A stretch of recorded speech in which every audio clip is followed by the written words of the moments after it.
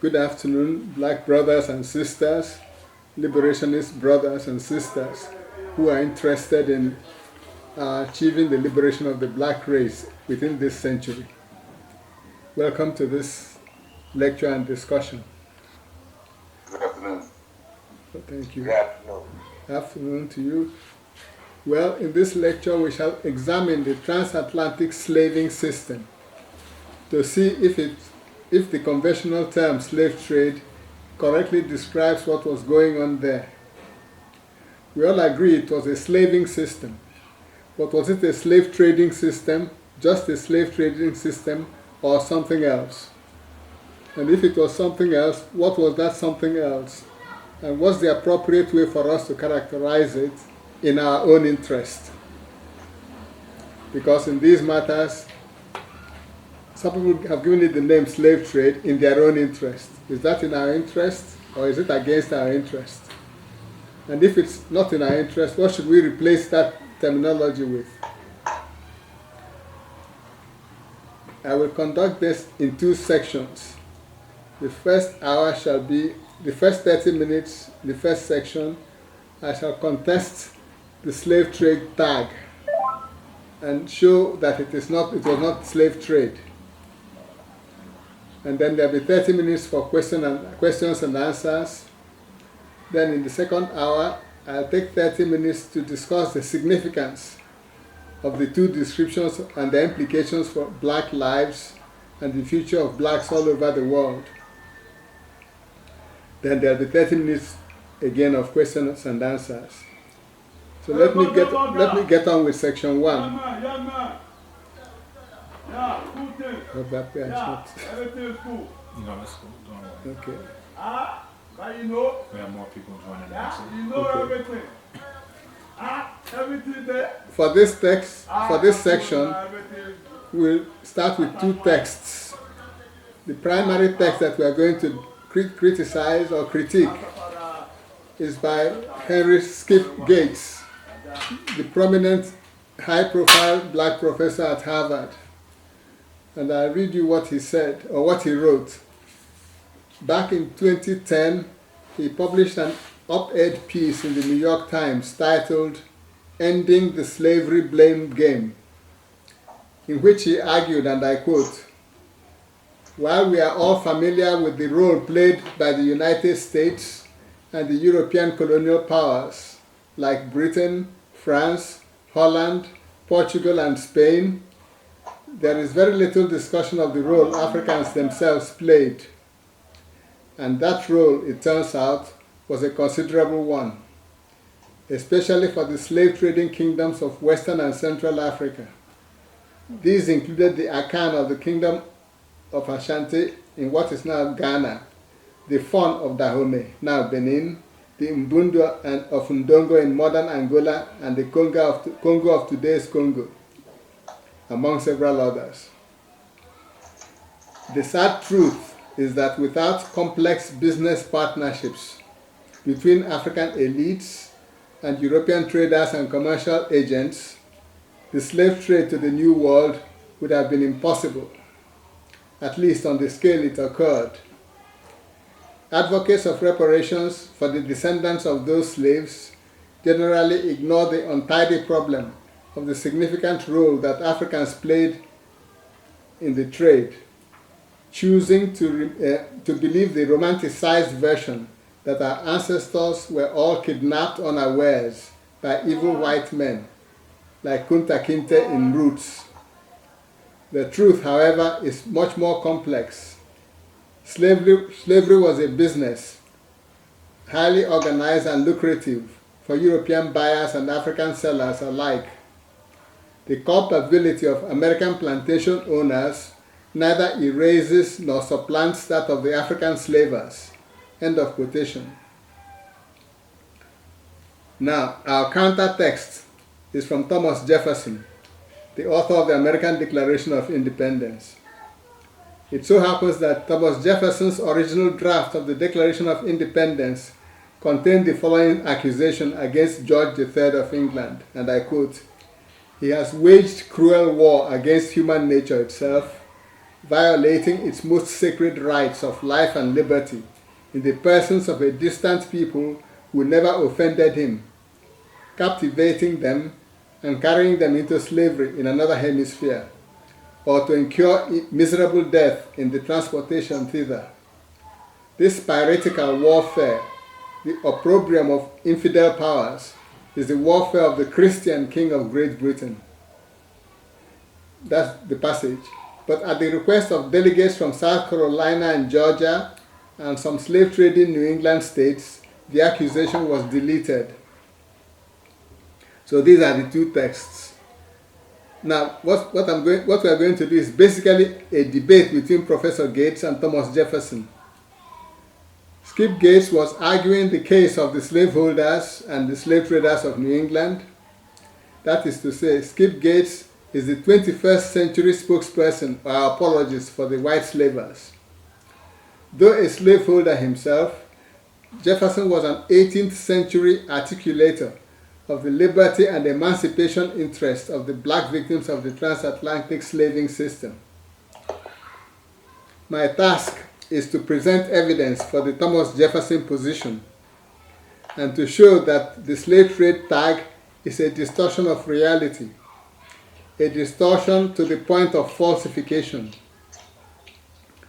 In support of Jefferson, I shall show that it was war, race war, and expose the very narrow but controlling role of trading in that war.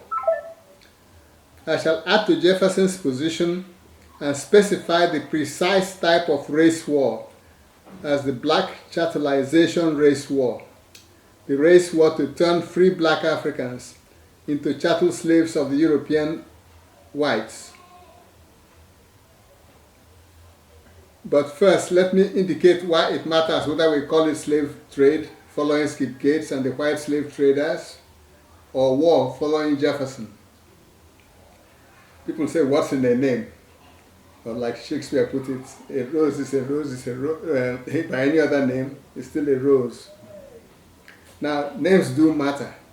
And let me give you an example. Consider the example of snakes and ropes. If you teach a child to call snakes by the word ropes, you get the idea that there are things he can play with. The consequences could be disastrous. If when he needs a rope, he grabs a snake and it turns out to be a viper and it bites him to death. So correct names do matter. And that's just an example of why they do matter. They can be deadly. A wrong choice of name can be very deadly. Let us go back to the so-called slave trade. Was it trade? Was it ever simply trade? Let's begin at the beginning with how the transatlantic slaving system began in the 1440s. It began with a raid by some white Portuguese sailors who attacked a village on the West African coast and kidnapped 12 persons who they abducted and took to Portugal and got enslaved there. Now, the question is, at the very beginning of this system, was it trade? Was there an exchange? What did the Africans get for the exchange, and what did Europeans get for the exchange? But that was back in the 1440s. Let us look into it. There was no trade. It was an act of war, a raid. A band goes in and attacks another village. That's an act of war. It's not an act of trade. So at the very beginning of this system, it did not involve any trade. Now let's fast forward to the 18th century and see how the system had been organized by then. By the 18th century, by then there were 4 continents involved. There's Europe, there's Africa, there's North America, and there's South America. And there's the Atlantic between them. And there were 3 zones: the European zone, the zone in Africa, and the zone in the Americas. Now let's look at what was happening in each of those three zones. In the African zone, here's an example of what happened in this business. On August 18, 1789, at Kwashi's town on the west coast, a piece of commodity valued quite highly, it was designated a prime man slave, was exchanged for 4 Dane guns, 2 half barrels of powder, 4 lead bars, 2 small brass pans, and 23 assorted pieces of cheap cloth. The next day, an ordinary man slave was sold for even less: 4 Dane guns, 2.5 barrels of powder, and 17 assorted pieces of cheap cloth. Remember, this was centuries after the white brigands had stopped doing the raiding themselves and had become war fomenters who instigated and manipulated Africans to raid other Africans and bring the captives to them on the beach in their coastal forts and castles. Now, from that entry in the logbooks, it has the appearance of trade. But let's investigate further. Was it a case of trade? Despite the appearance of trade, if we look at the exchange items, we'll find that it was war masquerading as trade.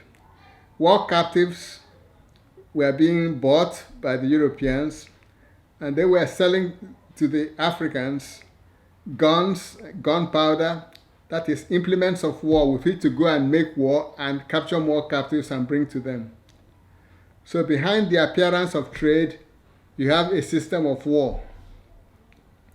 So whether it was at the beginning, in 1440s, at the crude beginning, or when it had been refined and systematized by the 18th century, the underlying phenomenon was war. So Jefferson was right. But that's just on the African front, the African zone. Now let's go to the zone in the Americas, where the plantations, mines, etc. were located, and factories. And what do we find there? There you'll find overseers and patrollers who kept the slaves under control with guns and whips and other implements of coercion. There we also find wars between the white communities and the maroon communities of escaped African captives. They were making war on them, as in Jamaica and elsewhere, to prevent other captives from running away from the plantations to the free communities of maroons. And you also have troops, police and everybody else, suppressing slave revolts, intimidating and suppressing slave revolts.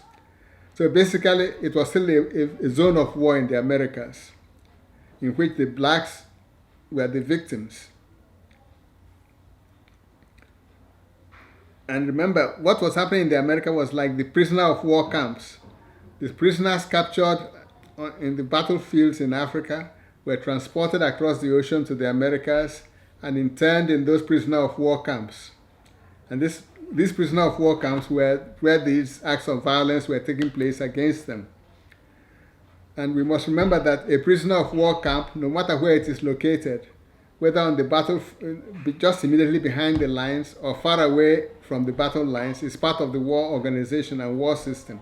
So it's part of the war. What we are forced to conclude is that in the forced labor camps in the Americas, the system was one of war, just as in the battlefields on the African continent, it was a case of war. We therefore have evidence that on those two sections of two zones, Jefferson was right to describe it as war. Let's get to the European zone, where apparently it was peaceful. Peaceful in the sense that those Europeans who were taking part in this slaving system were not actually under subjection of terror burning and looting and bullets flying. So apparently it was a peaceful zone. But let's compare it with World War II. During World War II, except for the attack on Pearl Harbor, the United States was not subjected to bombing and attacks. And so you could say it lived a peaceful life and wasn't part of the war. But it was part of the war. It was where the production was, factories were there to produce the arms and other implements of war that were sent to Asia, Europe, Africa, and the actual battlefronts. That was what America's role in the war. It also was the place where the leaders of the Allies, the leadership of the Allies was in the hands of the United States. They organized the Allied campaigns and led the war. So even though it was a peaceful zone, it was part of World War II.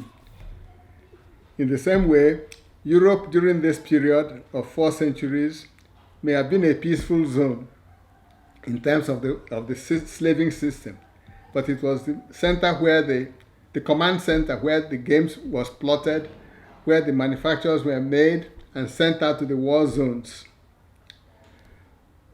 We shouldn't get confused by the fact that there were wars in Europe, but these wars were not part of the transatlantic slaving system.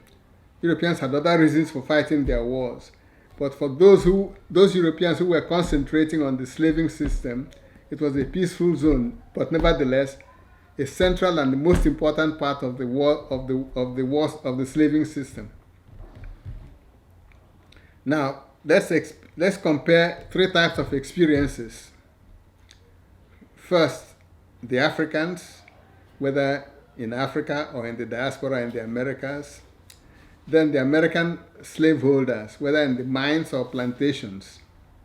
And then the Europeans who were masterminding the whole thing from Europe, including the financiers, the shipbuilders, the manufacturers, the sailors who took the ships to Africa, and from there to America, and then back to Europe. From the point of view of the last group, it was trade. They were financing trade. You go and sell this commodity, you buy that commodity, you take it to America, you sell those commodities, buy some other commodities, and bring them back to Europe.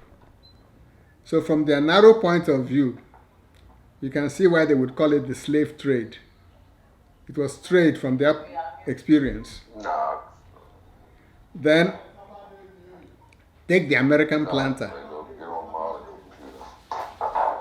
Please mute your microphones. Those of you who are online, please mute your microphones. We can hear you. For the American planter or mine owner, slave trading was a very tiny part of his experience. Once he went down to the harbor and bought his slaves to use on his plantation or mines, that's it. The rest of his time was spent running his plantation or his mine, trying to check slave rebellions or trying to force the captives to work. So trading of slaves was a very tiny part of his experience. So if you asked him for a description, he wouldn't call it the slave trade because that's not what he was doing in terms of his life and participation in the system. Then consider the Africans. Those in Africa, when they were in Africa, being incited to war against one another, their life was preoccupied with war and escaping the consequences of war. Some were killed and died on the battlefront, and there were 2 types of survivors. Of all the survivors, one group got captured as prisoners of war and marched down and sold to the waiting captive buyers on the beach. The other group of survivors survived in their villages, with their villages burnt down or destroyed, their lives shattered. Some of them become refugees. So their life was dominated by war. I think Lerone Bennett gave an example. He says, consider a man who stepped out of his hut on the west coast of Africa to go get some fresh air, and ended up 6 months later in Georgia with a brand on his back and being whipped and worked to death. From his point of view, his life was spent in war, either in Africa or in the Americas. And if he took a total view, if he managed to get a total view of the whole system, he would see it as a war system in which his life was caught up. This is part of the argument for saying that when you look at the details of the transactions and go behind them, and when you look at the entire system, trade was a minuscule part of the business, even though a controlling part and motivating part of the system. It does not describe the system correctly, so it's a misnomer to talk about the slaving system as slave trading system. And we can see why the organizers in Europe would call it a slave trading system, and we can also see why the victims, whether the black victims, whether in Africa or in the Americas, would call it a war system. This is why I say that Jefferson was correct in describing it as war. But we'll go Jefferson 2 steps further. What kind of war was it? Obviously, it was race war, with the white Europeans from Europe coming and making war on black Africans, both in Africa and in the Americas. So it was race war of white Europeans against black Africans. But what particular kind of race war was it? The purpose of the war was to take free blacks from Africa and turn them into chattel slaves in the Americas. So it was a race war for the chattelization of free black people. So in short, we can call it the black chattelization race war. So we have an alternative description of what conventionally we talk about as the slave trade. Now, let's get on to the issue of the Skip Gates apologetics for the system.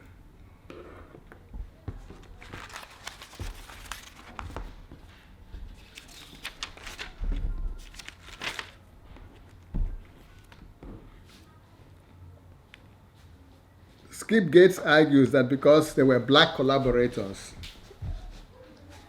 it does not wipe out the responsibility of the American planters or the European organizers. Now, I say that's not true. The history of warfare shows that in every war, you'll find collaborators on both sides. People collaborating with the enemy on one side or with the enemy on the other side. So it's nothing new to have collaborators in war. So in this war between the whites and the blacks and the African blacks, you'd find collaborators. That you found African collaborators is nothing unusual. Let me illustrate by taking the example of World War II. In World War II, the Nazis, that is Hitler's people, found collaborators all over Europe, or instigated collaborators all over Europe. You had collaborators in Norway, led by Quisling. You must have heard the word Quisling, and it came from the name of their chief collaborator in Norway. In Vichy France, when they conquered France, they had collaborators. They had a whole government, the Vichy government, collaborating with the German conquerors. You also had collaborators in all the other conquered territories. In Latvia, in Estonia, in Poland, in Greece. But perhaps the most important example of collaborators for our case is the Jewish collaborators who helped identify and round up the Jews that were sent to the forced labor camps and those that were exterminated. A lot of the selection in most places was done by what they call the Jewish Council of Elders. That was, they'd come to the Jewish community and give power to the elders and say, you tell us when we want a consignment of 1,000 Jews to go and do slave labor in the camps, or for extermination. You pick and choose which ones to send to us. We will not involve ourselves in that. And they found ways to pressurize these people to do that job. And they had Jewish police in these communities to do the actual rounding up. And in some of the reports show that the Jewish police were even more deadly to the Jews than the German police. So we find that in these examples of collaborators, we have an example to learn from. When the war ended with the Nazis defeated, a lot of the collaborators were hanged. Quisling was executed in Norway. A fellow called Lord Haw Haw was an American born, but moved over to England, pretended to be a British fellow, got a British passport, and then went over to Germany to help the Nazi propaganda broadcasts. At the end of the war, the British caught him, tried him, and hanged him. Now in France, Pierre Laval, who was one of the leaders of the Vichy administration, was tried and executed. Marshal Pétain, who was the head of the Vichy government, was arrested, tried and found guilty and sentenced to death, but he died in prison. So you find in order to defeat the aggressor, you punish the collaborators. But in our case, we didn't win the war. The enemy won the war. So he entrenched and empowered his collaborators. But to get back to the point of responsibility and reparations, a case was not made for using the Jewish collaborators to exonerate Germany from paying reparations to the Jews. Now, Skip Gates' argument was to the effect that because they were African collaborators who allegedly profited from the whole damn nonsense, the issue of reparations, Africans should be brought into the issue of reparations in such a way that you could exonerate the real masterminds and perpetrators of the crimes. Now, if we are going to be fair and compare our case with the cases of other parts of the world, even just during World War II, we find that Skip Gates' argument doesn't stand up. The collaborators are not the issue. The issue is who is responsible for the whole damn thing. That's who you put on trial. And that's what they did with the Nazi Germans in Nuremberg and elsewhere. So the Nazis were responsible for the whole system they set up and for all its crimes and atrocities. The petty people they captured, they took and made collaborators, were not tried at Nuremberg. That's 30 minutes. I mean, for the first 30 minutes. So we've been going 33 minutes. Okay, let me round up. Well, okay, I have to round up so we can do the question and answer discussion. So the bottom line is that, yes, there were African collaborators, but they were collaborators not in a trading system as such, but in a war system. 2, the fact of collaborators does not exonerate the organizers of the system, of the war system, called the transatlantic slaving system, from responsibility for everything that happened. So theirs is the responsibility for everything that happened. Thirdly, we must bear in mind that we have to recognize the importance of the language we use. The enemy has picked the language that serves its interest, calling it slave trade. But from what we have tried briefly to examine now, it wasn't trade, it was a system of war to turn free blacks into chattels for the European whites. So we have to keep that in mind and begin to think about changing our language. Otherwise, we'll be operating with the mentality that the enemy uses and wants to have us use to defeat ourselves. So our consciousness, we have to replace the old consciousness that's fostered by the name slave trade to a consciousness that recognizes that it was a black chattelization race war, and we draw out the implications in the second part of this lecture. Thank you.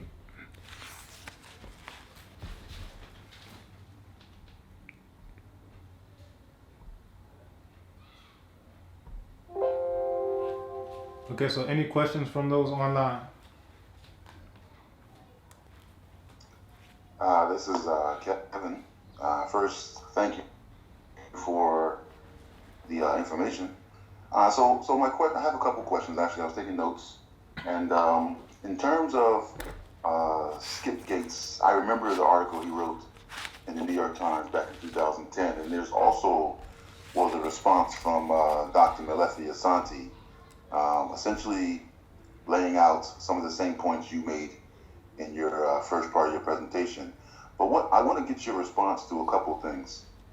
So the first one is the understanding of using the terms Africans, so Africans, and how important it is to differentiate, especially when you talk about language, in terms of maybe the Europeans taking full advantage of the fact that we were a fractured community in terms of I'm Iwe, I'm Asante, I'm Yoruba, and we didn't necessarily, and probably even still today, for the most part, do not see each other as Africans, and this was one of the advantages that the Europeans take advantage of. I want to get your response on that one first, and then in terms of just the term trade, you talk about trade, and I fully agree in terms of the trade. One of the things that Melefi put forth in his response to Gates was there was no African way of life where you can see on historical record that used slavery as an economy for their society. So that, in other words, there was no slave society in Africa that was being practiced. This was totally implemented, financed, conceived, carried out, and planned on parts of the Europeans in Africa and in this part of the zone, as you put it. So I'll stop there and get your response to that, and I have another question after that as well. So you give me, how many questions have you asked now? Two. So I made one blanket statement about I want your response to in terms of using the term Africans, so Africans, and how that using that phrase is really not valid in terms of not necessarily that term Africans in terms of in terms of ethnic orientations. Even today on the continent, I think one of the biggest problems is when we use that term, it's not really valid. Seeing that maybe Iwe or Yoruba or different ethnic groups didn't see each other as Africans, so to speak. So I wanted to get your response to that. Well, let's put it this way. When going back to your key phrase, Africans sold Africans, what we have to recognize is that Africa is a big area with many diverse nations, which we have been taught to call tribes. The same way Europe has its different nationalities, so Africa has its different nationalities.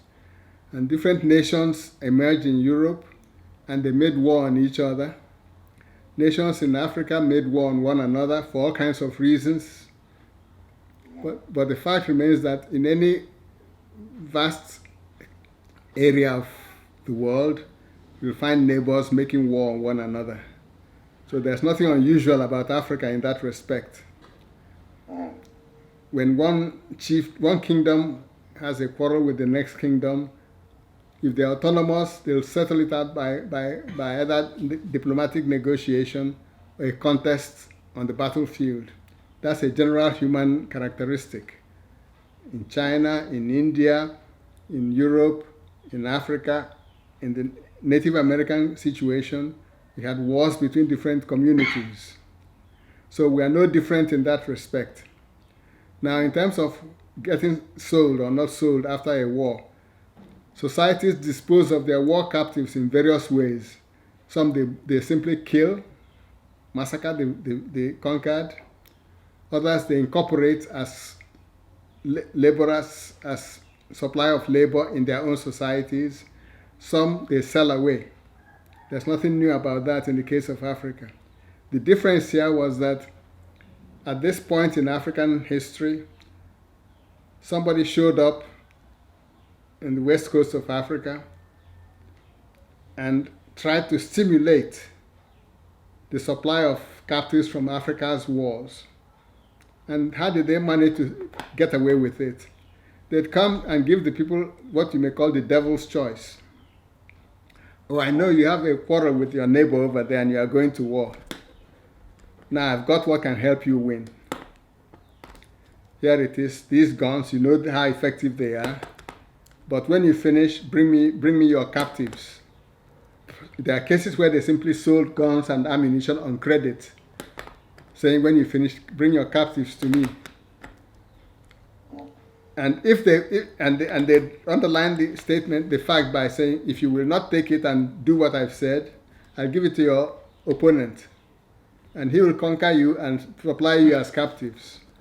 This was the devil's choice that they used to instigate and keep African societies supplying them with captives, because they had an advantage, which is superior weaponry.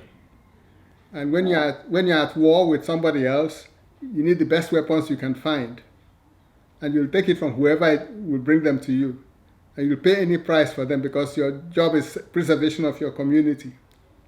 This is no different from what happened in other parts of the world, except the difference in our case is that somebody showed up who bestowed advantages in a certain particular manner so as to harvest the prisoners of war or to harvest other captives from kidnapping or whatever else. So that was the difference. So the issue of Africans sold Africans, this is where we have to go back to this issue of how we describe these things. You can say that the Ewes sold some Ashantis, Ashantis sold some Ewes, captives, prisoners of war. At that level, it's nothing unusual anywhere in the world. When you put the blanket term Africans, sold Africans, it looks at something different from what happens everywhere else. So that's the problem with that. That is the problem with that mode of description.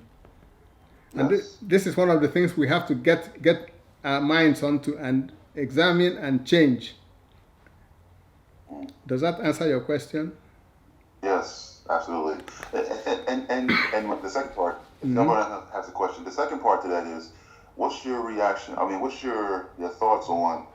I read Molefi Asante's response, and you talked about collaborators, and I think, I know, Gates's position is trying to make Africans equally culpable in their own demise, so to speak. And Molefi's assertion is that his motive was to hinder the discussions for reparations. Molefi puts that assertion forward as maybe Gates's underlying motives. I say he just doesn't know his own history personally. But what's your thoughts on that in terms of what the impact has for even having that discussion and putting that culpability on what we call maybe isolated incidents of greed, maybe personal ambition, or like you mentioned just previously, force? What's the implications of having that narrative on the discussion of reparations? Well, I'm glad you are running ahead because these are the issues we'll explore in the second section. Okay. Great. But I'm glad you are thinking ahead of the consequences of this type of description. So you raise that question at the end of the second section and I'll answer it if I haven't answered it in my presentation. Thank you. Thank you. All right. Any other questions from those online? No, he pretty much answered the ones I had with that cat view. All right. That's Eja Kweku. Farafina, I see you online. Any questions?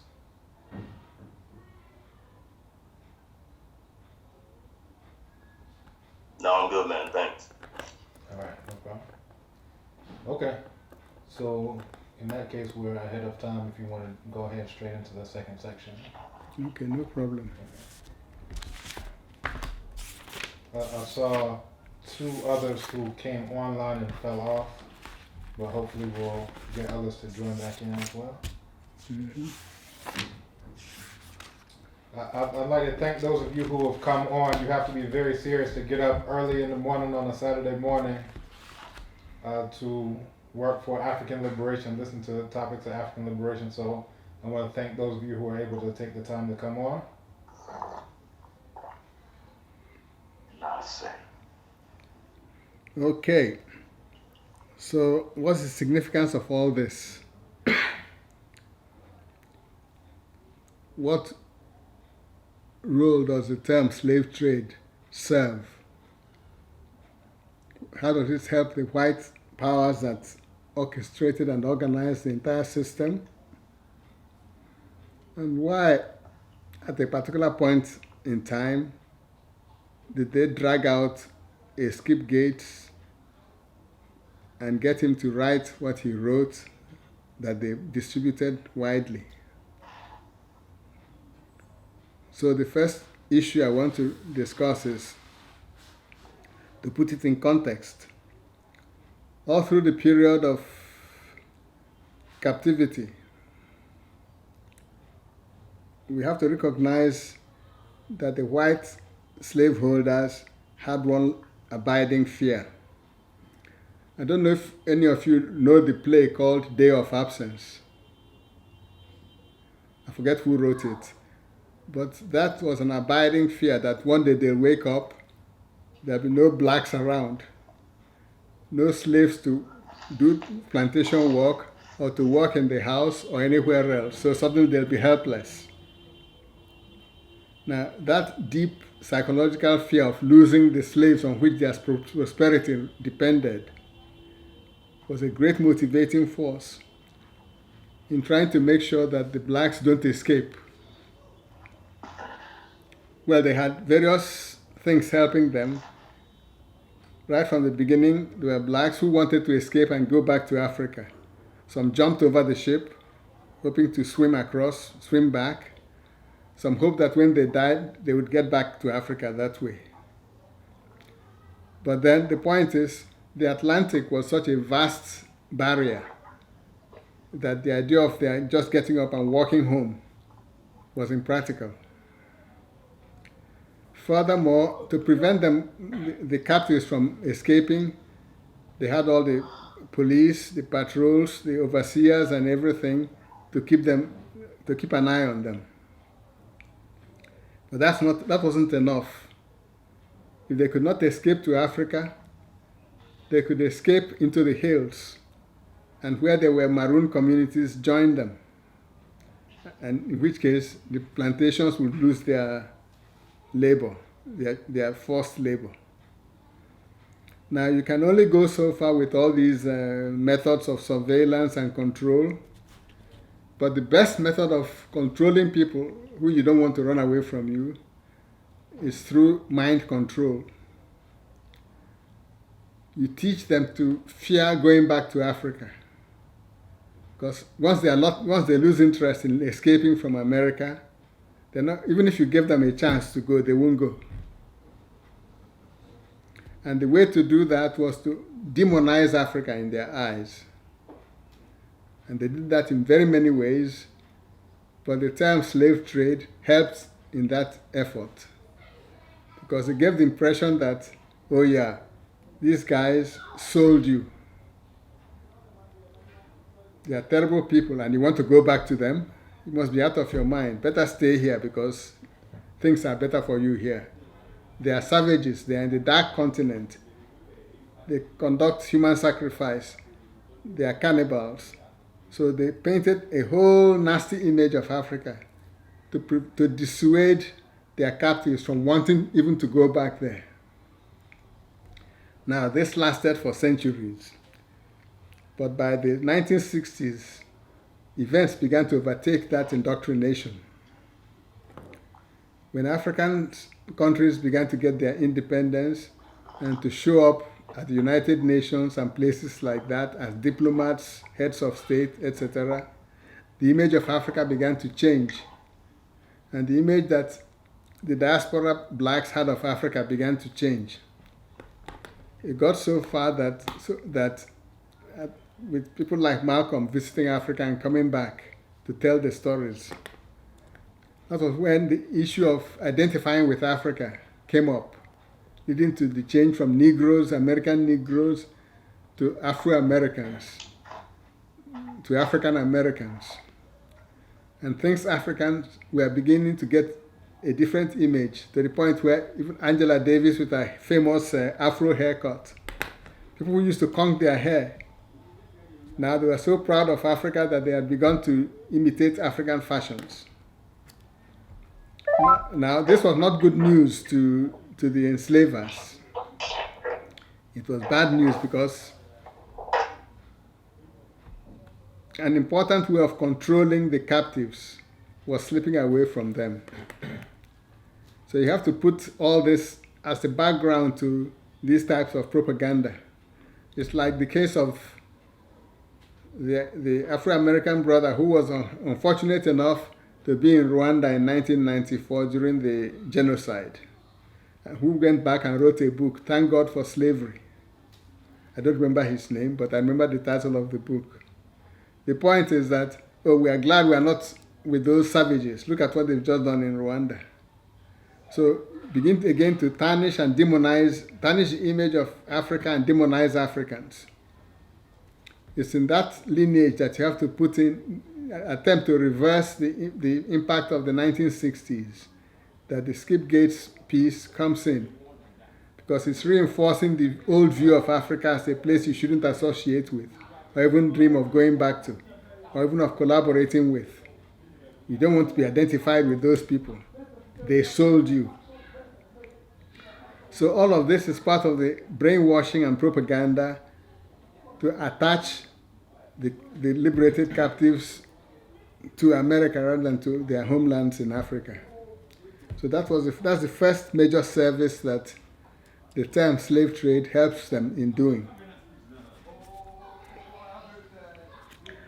Now, the other thing it did for them is that it absolves them from responsibility for the atrocities of all that slaving system. They can, because they call it the slave trade, they can say, yeah, we did nothing wrong. We went to the shop and bought whatever the shop owner had ready to sell. In one part, they were selling ivory, so we call it the Ivory Coast because we went there to buy ivory. In the other part, they were selling gold, so we went there to buy gold. That's what the shopper had ready. In the other part, they called it the Slave Coast because that's where they had slaves on sale. And when we went to the shop, we saw slaves and we bought some. We're not responsible for the fact that they had slaves to sell. Just as you are not responsible when you go into a supermarket for the goods on display. It's the shop owner that is responsible. So we white boys were not responsible for any of this because it was trade.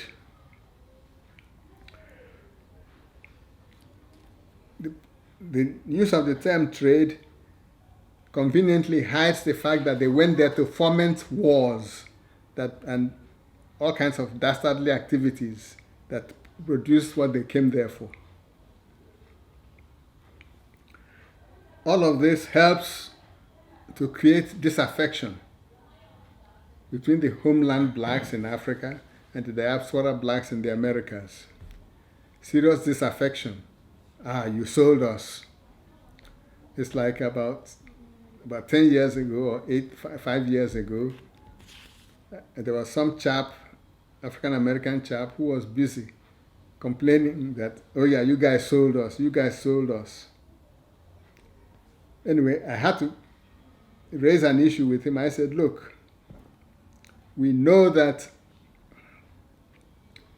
on those slave ships, when the collaborators came to sell their captives, some of them got kidnapped and carried over across the Atlantic.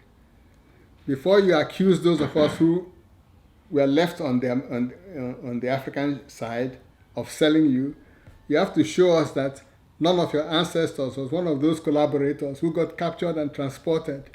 It's only if you can do that that you can tell us, oh yeah, I'm innocent, you guys are guilty, we're innocent. If you can't prove that, then you could have been one of those doing the selling. Your ancestor could have been one of those doing the selling. So this animus of, oh guys, you guys sold us, shouldn't be an issue with us, because we were victims on both sides. The victims whose lives were destroyed in Africa, whose villages were burnt down, etc., lives destroyed, and the victims, the prisoners of war who got carried across the Atlantic. We are both victims of different types and capacities from the same war, created by the same enemy. So we shouldn't allow that to get between us. So this is another function that serves, that the term slave trade helps the white enemy with. It helps them pretend that they are innocent. It helps them sow dissension and antagonism between the transported captives and those who were not transported. So either way we get weakened. Instead of collaborating among ourselves, forming alliances to fight a common enemy, we are busy with our animals fighting each other, which helps them.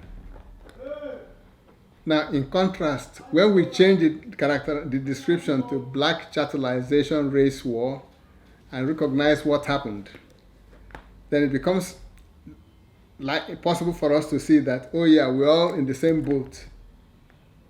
Oh, you suffered a broken head. I suffered imprisonment and hard labor. But we are victims of we all died on the same battlefield. We lost our liberty, we lost our lives, our limbs on the same battleground, in the same war. So don't try and put barriers and dissension between us.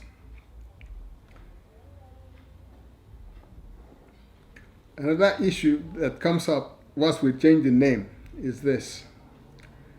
Can you imagine the bad name that's been given to the victims on the African side over the years? Or these characters who were mean and nasty enough, immoral enough to sell their own brothers and sisters. Now that's a defamation.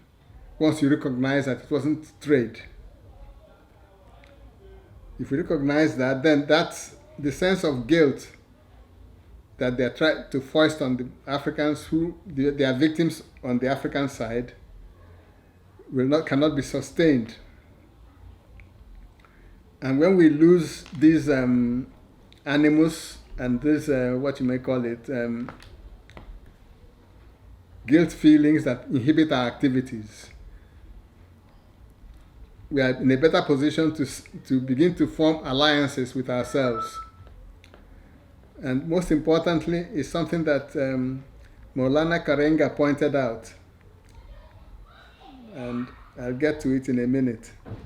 Because once we clear our heads and our sight and know what was really happening, we now recognize what our new responsibilities are to ourselves.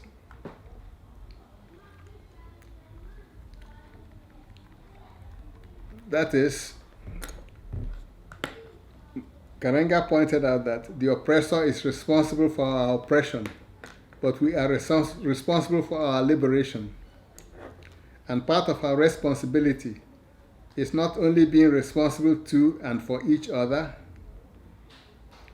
our lives and future, but also holding the oppressor responsible for the various ways he oppresses us and dares to deny it. The term slave trade is one of the ways it dares to deny it. And our responsibility is to recognize that that is one of his ways of daring to deny it and to get rid of it. And then come together and work for our liberation jointly. So that what's happening to blacks in America becomes the concern of blacks in Africa. And what's happening to blacks in Africa becomes the concern of blacks in America. And we see ourselves as part of one movement. Rather than two separate and isolated, we don't care about each other. And that's what the enemy doesn't want us to do. But that's what a change of description from slave trade to black chattelization race war will help us to do. at which point we can begin to organize ourselves differently. How much time do I have? We're just getting to 3 o'clock. Meaning how many minutes left? Okay, so let's get 15 more minutes. 15 more minutes before the question and answer. Okay. All right. So basically, what I'm underlining is that if we change our description, we change our approach to our situation and become and empower ourselves to tackle the joint enemy instead of seeing each other as rivals or enemies to ourselves. It helps to bring us together. And if we can make this change in the next generation, I think our chances of liberating ourselves will improve in a very huge way. So long as we keep talking about the slave trade, we're using the enemy's language and enemy's talk, set of concepts that disorients us, disorganizes us, confuses us, and makes us enemies of one another. So that's something we have to get rid of and adopt a language that makes us see each other as being together in one cause and having to organize to fight it and win on the different battlefronts, each group wherever they are. If you're in Jamaica, you fight the struggle in Jamaica, but knowing that you have allies and solidarity in America, in Africa, in the Congo, or wherever else. Because that is where we get our reinforcement of support. Do I go to the sales pitch? No. Okay. I hope these explanations have made clear the trouble we've been in because we use the vocabulary and concepts that create illusions and delusions and false consciousness among us. Now, if we can take this example of slave trade is just one of hundreds of terms that we need to change. So one of our tasks is to consciously compile a long list of all these terms that damage us and critique them and find alternative descriptions that reflect our experience and that enable us to organize and fight and win our wars. We've been losing for too many years and too many struggles. It's about time we began to have victories. And changing our language is one of the first steps towards having victories for ourselves. Now, what I've tried to do in this discussion so far is an example of the kind of things that this course will try to do, which is to get rid of the false solutions, junk ideas, disorienting concepts, and the false heroes that were foisted on Pan-Africanism during the 20th century. So that in the 21st century, Pan-Africanism can go from triumph to triumph rather than from defeat and confusion to defeat. When we get through the course and get rid of some of these false heroes, false ideas, and false solutions, we'll also examine who were the true heroes, what were the true solutions on offer, what were some of the potent ideas that were on offer during the 20th century, but that have been obscured by the false ones. And if we do that, those who are interested in our liberation will be in a position, especially the young ones of today, to figure out what to do to ensure that black lives begin to matter in the world. Because that's really where we are heading for. After a century of Pan-Africanism, black lives don't matter anywhere. They don't matter in the United States. They don't matter in Africa. There's this lamentation about the way the cops in America shoot blacks at random wherever they like it. Well, in Nigeria, there's something called kill and go. It's a special unit of mobile police They have the license to kill and go. That was how they got their nickname. So your black life doesn't matter whether it's in the United States or in Nigeria or anywhere that the system is still in place. Officials in the service of white power, whether they are white cops in America or black cops in Nigeria, can waste your life anywhere at checkpoints. They see people they don't like, they shoot them anyhow at the checkpoint, and nothing happens to them. So black lives don't matter, no matter where in the world till today. And this is one of the things that Pan-Africanism was established to change. It hasn't changed it after 1 century of effort. And it's our business to transform Pan-Africanism so it can begin to have the desired effects that set the movement going in 1900. Now, all I can say at this point is that given the kind of things we want to do in this course, the kinds of change in consciousness and language that we are preparing the way for, if our people's victory in the now stymied struggle against racism, poverty, and insecurity appeals to you, I invite you to join us in this course so you can pick up information that you might find helpful. Now, if you read for questions and answers. All right. So a big thank you to Chinweizu, and then also I see a few additional people have signed in. That's Afia Radford, Okosia Aya, and Aaron James. Thanks y'all for coming out. I hope you caught enough of it that you can have also questions along with those who've already been here. But any questions or comments, thoughts, ideas that have come up from what our elder Chinweizu has articulated? Yes, greetings, now. I just want to thank you for your time, and it's very insightful.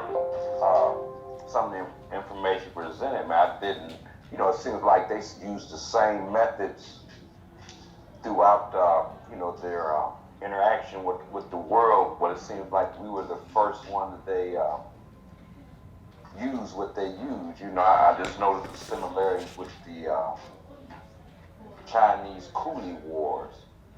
They use some of the same methods, and it just seems like wherever they touch, they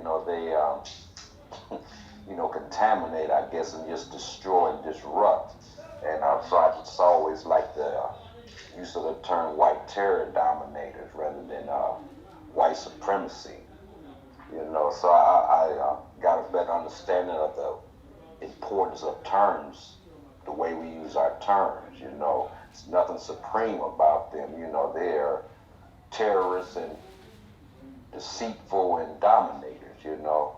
So I just want to thank you for your insights.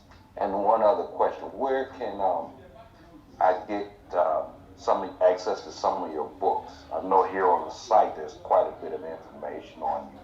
But if there's any place I could go to buy some of your books. Well, let me start with I'm glad you brought up the issue of the coolie business, because in one of the text materials for the course on this slave trade business, I give a Chinese account of what the white boys would have ended up calling the coolie trade had the Chinese not been able to stop it. Right after for their own reasons and because of the difficulty of keeping the system, they claimed to have abolished the slave trade. What did they do? They moved over to India and China and began what they would have ended up calling the coolie trade, doing the very damn same things they'd been doing in Africa for 4 centuries. And the Chinese account described the ships as hells. And the percentage of people who died was up to like 40 or 50% died while being transported. And the methods they used to recruit scallywags or collaborators in China were quite, when you read the description, they're quite the same methods they'd used in Africa. So the bourgeois leopard has not changed his spots. When he finished with Africa, He moved over to China to apply the same methods. And even today, it's still going on. You've heard, I'm sure you are aware of what they call about human trafficking. Yes. Now, who organizes it? Who gets the scallywags to abduct or induce people to leave their homes so they can be taken to Europe or America? It's the same guys, it's the same methods.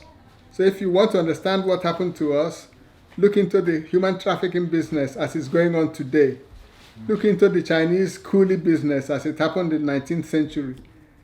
So our exception is that they did it to us for the longest period, 4.5 centuries of that. And we are still suffering from the consequences. The Chinese, luckily, were strong enough to end it all. And then began to organize themselves to be the strong China that we know of today. Well, we were not the very worst victims of this system. The Native Americans who were exterminated, the black Tasmanians and black Australians, these suffered even more than we did. We survived, they didn't. But talking of methodology, and that will get me to your question about my books. A good chunk of my book, The West and the Rest of Us,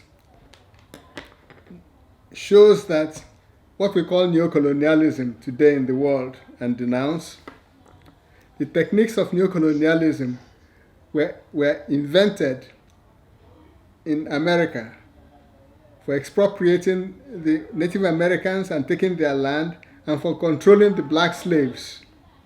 These are the techniques they now use to control our leaders and make them obey the IMF and whoever. So those same techniques are being used worldwide under American power. So knowing our history will let us understand how we might begin to checkmate them at the level of our contemporary states. And going back to your question about my books, I am trying to finish, and hopefully by the end of this month, I'll have ready what I call the definitive edition of The West and the Rest of Us. It carries the original edition, took the story from 1415, when they crossed over the Strait of Gibraltar and seized a portion of North Africa. And it ended around 1973 when I was finishing the book. Now, the next following edition of the book, which I published in the 1980s, took the story to the end of the mid-1970s, into the early 80s, when you must have heard of what the campaign for a new international economic order, when the countries of the third world tried to force the West to change the terms of economic relations in the world and failed. It examines why they failed and the lessons we can learn from their failure. So now the definitive edition carries the story till the 1990s, when the world changed. The Second World disappeared when the Russian communist system collapsed and Russia returned to the capitalist system and got integrated into it, which is why you have the G8. Before then it was the G6, and I've forgotten who they added to make it G7. Then after they had brought back Russia into their system, it became the G8. Now the last part of the definitive edition, it discusses all that and what we need, the new situation in which we are, not only to deal with the Europeans, but with the Arabs as well, because they are other set of enemies that we don't normally discuss. So in the new world of neoliberal imperialism and the world of Arab expansionism, the Arab empire, we need to understand where we are so we can find our way to escape both enemies. So that's what the definitive edition, the last part of it, will deal with. And as soon as it's finished, we'll put it out as an e-book and then look for publishers who can bring out hard copies in different areas. If we can find one in the States, we'll bring out one there. If we can find somebody in Europe, we'll bring out hard copy edition there, and different parts of Africa. So that's the work I'm doing right now. But you can follow the development through Abibi Tumi, the website on which we are performing this discussion. So they will tell you when the e-book is ready, and where to get it, and how to get it, and they'll also tell you where the hard copies will be available in the States or in Europe or South Africa or wherever. So this year should be a year when the book has been scarce, because you can imagine the opposition to it. It didn't fit into the liberal agenda, because it was dealing with the West and what it did to us. It didn't fit with the Marxist agenda because it wasn't talking Marxism. It didn't fit with the African elite agenda because it was showing the role of the elites and how it was comparable to the role of the collaborators during the slaving era. So it ran into opposition at every level, which is why it's been very difficult to get it. Basically, the point is, even though it managed to get published by Toni Morrison at Random House was not interested in pushing the book. We tried to get Heinemann to do it in London. They turned it down, even after it had come out from Random House. Finding a publisher for the last 40 years has been an impossible business. So thank God that we can now do e-books. So that scarcity, I think we can end it starting this year. And then books like Decolonizing the African Mind and others will also be available in e-books. So I hope I've answered your questions. Yes, that's good. I will look forward to it, and I look forward to taking your class, Baba. This is life-saving, life-changing information, man. It needs to be preserved and disseminated. Just for our liberation, man. So, Black liberation, I just continue to listen. Thank you. All right. Any other questions from those online?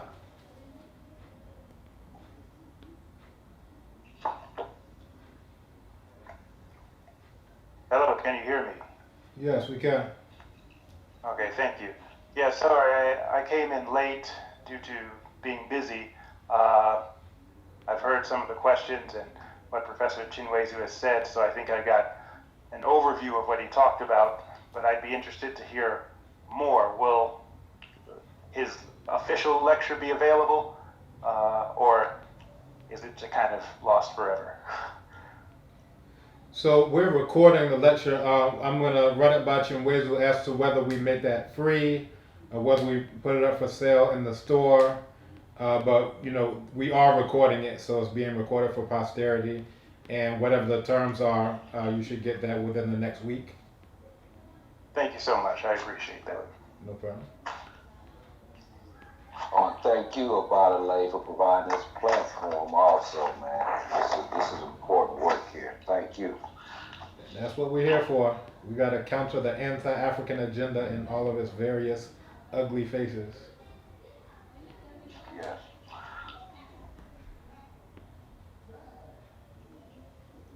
The question from the first session. Do you have that? Well, can you repeat it if you're still online so that I can take it on?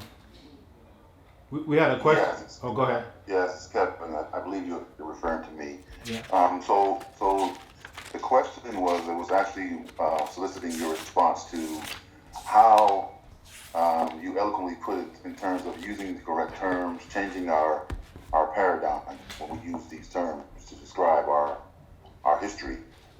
What impact this has on the overall reparations discussion. I think what Malesia Santi was alluding to in his response to Skip Gates was that Skip the truth gates. that was a slip. So what he was alluding to was his motive of trying to make Africans culpable to the point where the discussion of reparations becomes a moot point. and I wanted to get your response to that. Oh yeah, that was quite clear. It wasn't even a hidden agenda because he brought it up in the quote that I read. He's talking about reparations and then talking about the fact that the culpability of the white planters and the Europeans does not erase or diminish the culpability of the Africans who participated as traders. So it was an open. The whole point was, given the upsurge of the demand for reparations, he was dragged out to help put down the demand, or at least discredit it. So that was part of his role as a collaborator in the 21st century. And I think additionally, and I'm looking forward to the course as well.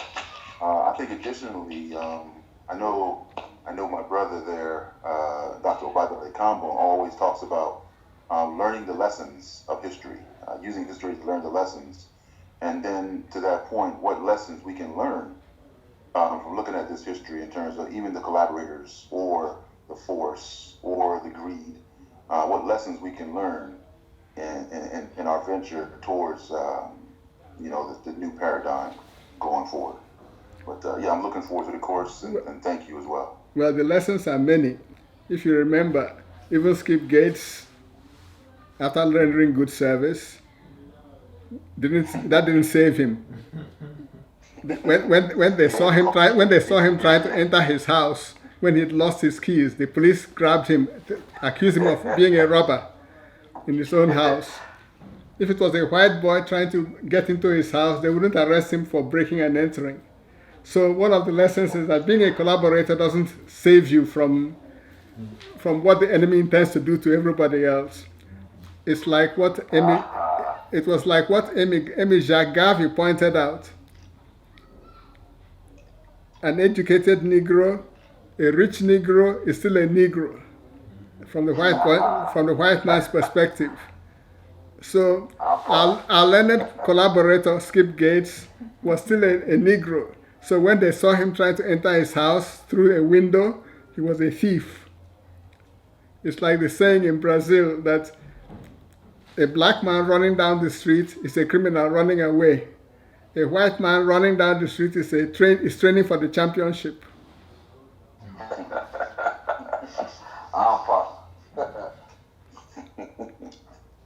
Excuse me, I have one more question. This is Aaron again. No problem, go ahead. Professor Chinweizu, thank you. Professor Chinweizu, you might have answered this already in your lecture, but I just want to ask and get your specific answer. Mm-hmm. You mentioned China recovering and developing into a strong nation, mm-hmm. and we've seen examples in Europe of kind of strong nations emerging, most notably a place like Germany mm-hmm. In the earliest 20th century. Garvey's mission was to create a strong nation in Africa. Why hasn't one nation been able to organize itself in a way like China has or Germany has to be a strong nation independent of this whole Pan-African ideology to stand on its own till now? That's a very important question, and I haven't addressed it, but we'll address it in the course. Well, the bottom line is that part of the reason why Pan-Africanism failed, and the case against it is that in a century it achieved only 21% of its objectives, and that's not the passing grade. But the reasons behind it are what we will explore, and they answer your question. But to give you in a nutshell, the point is that we got disoriented. That's the basic thing. We forgot the mission of Pan-Africanism and went chasing after all the kinds of distractions, like continental unity. You don't need continental unity to develop a strong black power. So once the leaders of the 1960s bought that agenda, they got led astray. And the basic point is that look at tiny Singapore, less than 2 million people in 1965. It has industrialized and become a first world country by the 1980s, in about 25 years or less. No black country has done anything like that. And Singapore had no resources. It even had to buy its water from Malaysia. Yet it was able to accomplish what no black African country has done, whether in the Caribbean or in Africa. So these are some of the things we want to look into. Why did that happen? And part of the answer is in this second section of the West and the rest of us, because our leaders bought into what I called the rentier state ideology. That ideology disposes them to what I call cargo cult maldevelopment. Cargo cult. The anthropologists may know the term. Maldevelopment. So we have not been developing, we've been conducting maldevelopment. And the kind of rentier state that our leaders operate disposes them not to development but to maldevelopment. They're not willing to take the chances and the risks and do what needs to be done to industrialize their societies. Singapore is a major counterexample. South Korea is another example. Malaysia is another example. All the so-called Asian tigers developed because they did not buy into the rentier state system and its philosophy of maldevelopment. They had what I call, they created enterprise states. And in the history of development or industrialization, you always need an enterprise state to organize it. Peter the Great of Russia was the first to organize an enterprise state, which was why Russia began to improve long before Lenin and co. took over. But it was the enterprise character of the Soviet state that made it achieve massive industrialization within 10 years. Stalin gave them an ultimatum. He says, we are behind the West by 50 years, 50 to 100 years. And we must industrialize within 10 years. And if we don't, we'll be finished. So he drove them with the whip and the scorpion, and they industrialized in 10 years flat, just in time before Hitler invaded Russia. Had Stalin not done that, all of Russia would have been fallen to the Nazis, turned into rural areas for the Nazis. So Peter the Great, Stalin, as for Mao's China, yes, they created an enterprise state. And the point is, that elite acted like a ruling class. A ruling class has responsibility for everything that happens in its society, from its feeding to its defense. And it has to look into every danger that's threatening its society, either today or 100 years from now, and plan to defeat it. We don't have ruling classes in Africa, in these black African countries. We have these rentier elites whose only interest is how much we are the owners of this piece of territory by permission of the big boys. Our job is to sell everything we have to them and collect the rent. They can come on our territory and do whatever they like as long as they pay us a rent. They decide how much rent we get. Our job is to spend that rent on ourselves and our supporters, live a fabulous life, and what happens to our next generation is none of our business. That's the problem of the African elite. And that is part of what we need to tackle. At least we have to understand it if we are going to be able to change it. What happened in Singapore, South Korea, North Korea, was that there were factions in the elite who said, no, we can't live that life. In the case of South Korea and North Korea, they'd seen their country colonized, bombarded, destroyed, and both Park Chung-hee in South Korea and Kim Il-sung in North Korea, each of them decided that their part of Korea was not going to leave its defenses and security in the hands of outsiders. So they must do something to make themselves powerful. That was what they decided, and that's what they did. No part of the African black elite in the world has faced that challenge. No section of the elite has decided to get rid of the rentier component and do the job. And part of the change of consciousness that we need is to move our elites from their rentier mentality to a liberationist mentality. If such groups emerge, there's no reason why Gambia cannot become a Singapore. No reason why Equatorial Guinea cannot become a Singapore. And if one small black country does what Singapore has done, can you imagine the impact on how the world will look upon black people? If Ethiopia were to do like South Korea or North Korea, or like Japan, I bet you the way people look on black people will change. And that is the way to end racism. And that's what Garvey was telling them to do 100 years ago. And all these misleaders in the Communist Party, black communists and so on, helped to lead us astray. So the mentality we have to change, it's not that we don't know the answers. The answers were told us 100 years ago by Garvey.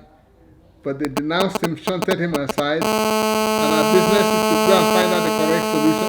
First, identify what our real problems are, find out the correct solutions, and apply ourselves to implement them.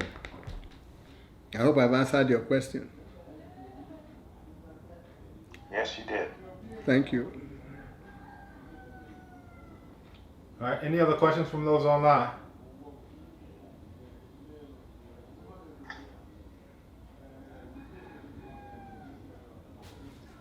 I have a quick question. I'm sorry about the way. No, go ahead. Real quick. This Go is ahead. Thursday.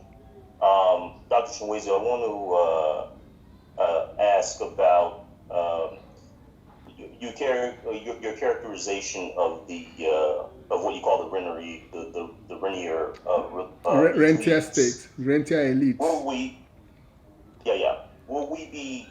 you be spending time during your lecture some analysis to, I don't know if you would characterize them as failures or the lack of success of the work ultimately of Garvey or of the work of the Biafra movement and other folks who some might characterize as attempting to play the role of the ruling class that you talked about, that you say contemporary African world countries lack? Well, the cause is a history of Pan-Africanism. But since Pan-Africanism is concerned with all these issues, at least as originally conceived, all these issues will be touched on in different details in the course. And it's a sequence of courses. The first one, starting next month, is laying the foundations. Then we'll go on to the second section, which will be dealing with the rise and fall of Negro Pan-Africanism. That's from 1900 to 1940 in Garvey's time.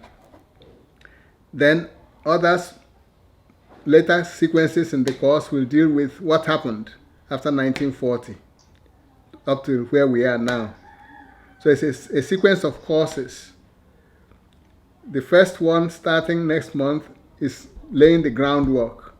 That's where these issues of language, understanding of what racism is, of what happened to us under the Maafa, or which we now prefer to call the Neshni experience, taking a word from ancient Egypt. When we understand the basics and what Pan-Africanism set out to do, then we can begin to find out why we went astray and achieved only 21%. And in the process of doing that, we'll have time to talk of all the other matters. So yes, we'll cover these issues in various details, especially through your questions and answers, because those raise points that you can't raise in the initial presentation. The questions and answers are important because they expand the coverage to things that matter to the audience. So I thank you for these questions you've raised, because that helps us to go into areas that may not be in the course description. Have I answered your question? Great. That answers my question, yes. Thank you very much. Thank you. All right, and I see we have a lady online, but we have not heard her voice. I don't know if we're going to try to get some gender balance in here, or if anyone else has. Okay. Greetings. This is a coastal one. I've been on mute because I have some rambunctious children in the background who are loud. So I'll just say that I echo the sentiment of appreciation that everyone said on the call. I do appreciate Professor Chinweizu, your time and your wisdom sharing with us. And I also look forward to joining the class if at all possible when it starts up. So I'm going to go back on mute before it gets loud. All right, you are doing an important job. Raising children is a very important job. So we must make allowance for the fact that you couldn't contribute because you were looking after the next generation. Congratulations. But you'll have time to listen to the thing in your own time when they are asleep. Medasti, yeah, that's what I. All right. If not, I have a quick question which may also be covered in the course. But being at the University of Ghana, I have lots of colleagues who would possibly be in the realm of collaborators, just on a day-to-day basis or on a broader basis.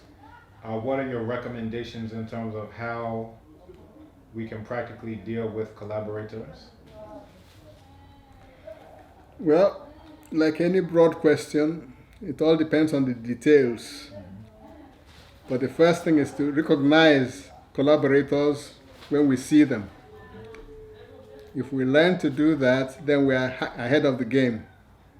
Then in each situation, you have to figure out how to neutralize their collaboration, whether it is by re-educating them, if it's possible, because sometimes they can't be re-educated, or by getting around them, making sure you isolate them and their viewpoint, and make sure people around them get to understand what we are trying to do, and then stop listening to them.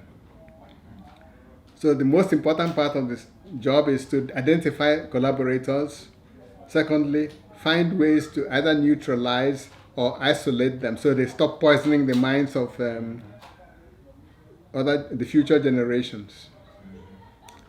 But then these are the principles, but the details will be worked out on case-by-case basis.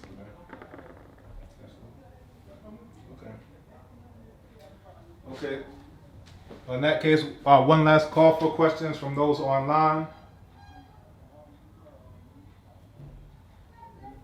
Going once, going twice. All right. Well, in that case, again, we'd like to thank our Honorable Elder Chinweizu for his time, for his wisdom.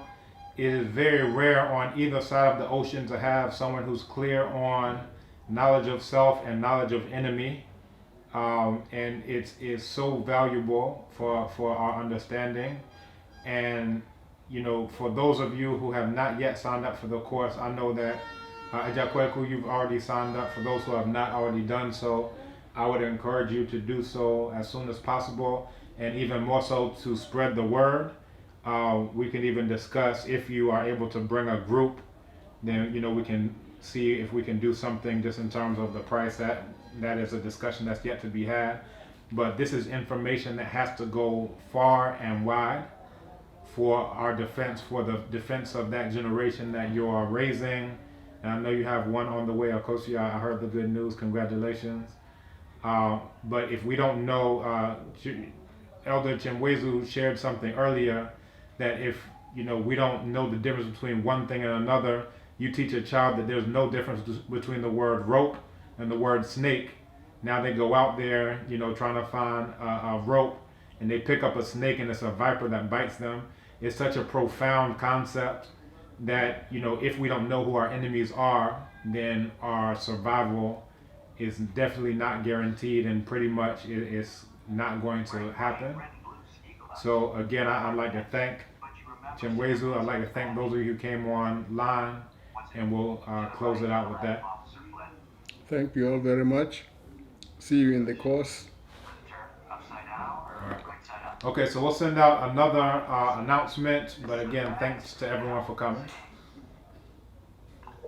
And the course will be the same time, right? Yes, the course will be at the same time. Okay. And by setting at this time, only the serious people will come. We already know. But that's what we're looking for anyway.